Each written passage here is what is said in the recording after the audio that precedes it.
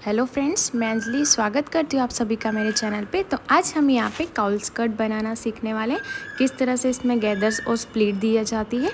तो यहाँ पे मैंने इस तरह से जॉर्जेट का फैब्रिक ले लिया है और इसे वन फोल्ड कर लिया है। सबसे पहले हम बैक पार्ट देखेंगे।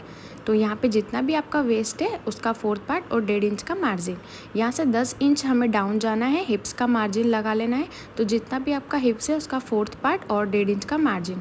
अब जितनी भी लेंथ है आपको वहाँ पे इस तरह से मार्किंग कर लेनी है और इस तरह से स्कर्ट का शेप ड्रॉ कर लेना है।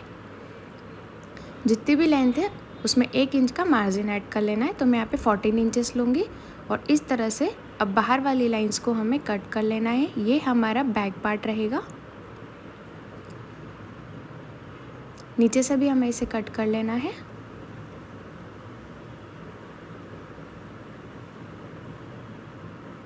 अब हम फ्रंट पार्ट ड्रॉ करेंगे। तो फ्रंट पार्ट के लिए भी मैंने सिंगल फोल्ड कर लिया है अपनी तरफ फोल्डिंग साइड। अब हमें नीचे से जितनी भी हमें लेंथ चाहिए उतना मार्किंग रख लेना है। तो 14 इंच लिया है और उसके बाद जितना भी आपका वेस्ट है और 1.5 इंच का मार्जिन, राउंड शेप ड्रॉ करने के बाद 14 इंच आगे जाके और इस तरह से स्कर्ट का शेप ड्रॉ कर लेना है। और अब हमें इसे कट करते जाना है इस तरह से।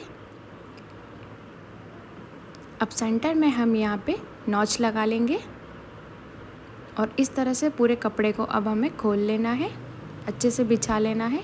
सेंटर में इस साइड से इस तरफ प्लीट्स जाएंगी।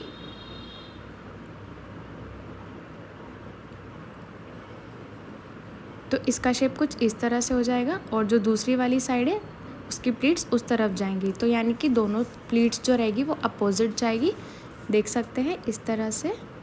और अब यहाँ पे हमें यहाँ पे इसे स्टिच कर लेना है।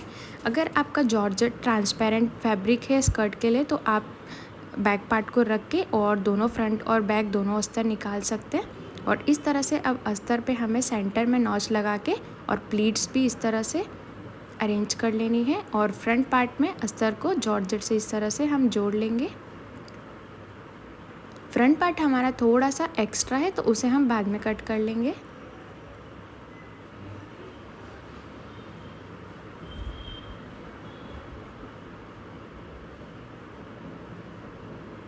सिर्फ ऊपर वाले पार्ट को ही अभी हमें जॉइन करना है।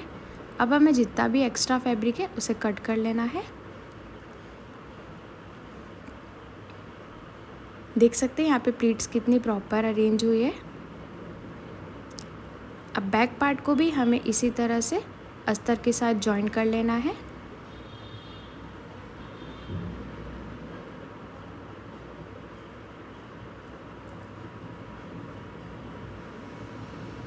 अब हमें फ्रंट और बैक का साइड वाला पार्ट जॉइन कर लेना है। तो मैं इस तरह से दोनों पार्ट को अरेंज करके और कम से कम 5 इंच तक की सिलाई हमें कंटिन्यू इसमें लगाते जानी है। अब हमें यहाँ पे इसे लॉक कर लेना है और दोनों जो पार्ट है जॉर्जेट और अस्तर इनको अलग अलग जॉइन कर लेना है। तो अस्तर को अच्छे से हटा के और वहीं से सिलाई करते हुए जॉर्जेट पे स्टिच करते जाना है। सबसे पहले हम जॉर्जेट वाले फैब्रिक को अंदर से स्टिच करेंगे, उसके बाद अस्तर वाले पार्ट को जॉइन करेंगे।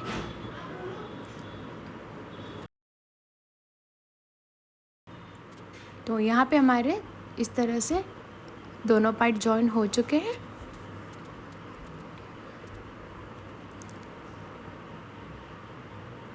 अब हमें सेम प्रोसेस दूसरी साइड भी करनी है। तो कम से कम 5 इंच का मार्जिन छोड़ते हुए स्टिच करते जाना है। 5 इंच के मार्जिन में हम यहाँ पे या तो हुक्स लगा सकते हैं या फिर चेन। तो उतना मार्जिन छोड़ते हुए अस्तर और जॉर्जेट को दोनों को अलग अलग जॉइन कर लेना है।